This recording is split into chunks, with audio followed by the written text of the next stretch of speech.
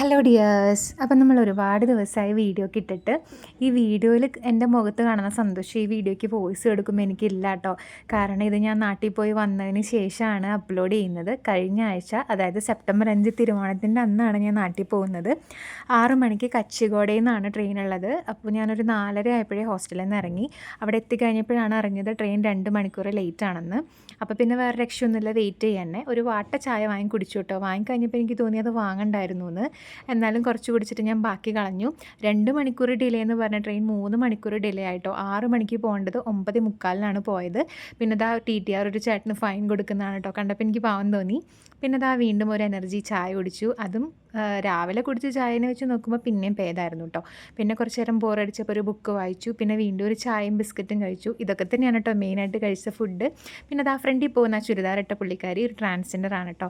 കൈകൊട്ടി ആണുങ്ങളുടെ കയ്യിൽ നിന്ന് കാശ് വാങ്ങാൻ വേണ്ടിയിട്ടുള്ള വരവാണത്. പിന്നെ ഇതാ ഇന്നത്തെ ദിവസം ഫുഡ് കഴിക്കുന്നത് ഇപ്പോഴാണ് കേട്ടോ. ട്രെയിനിൽ നിന്നൊന്നും വിശ്വസിച്ച് കഴിക്കാൻ പറ്റാത്തതുകൊണ്ട് ഞാൻ സൊമാറ്റോന്ന് ഓർഡർ ചെയ്തതാണ് ചപ്പാത്തിയും ചിക്കൻ്റെ കീമയും. അതൊക്കെ കഴിച്ച് ഒരു ഉറക്കം പാസ്സാക്കി രാവിലെ വെളുപ്പിന് ഒരു 5-5:30-6 മണിയായപ്പോൾ പാലക്കാട് എത്തി.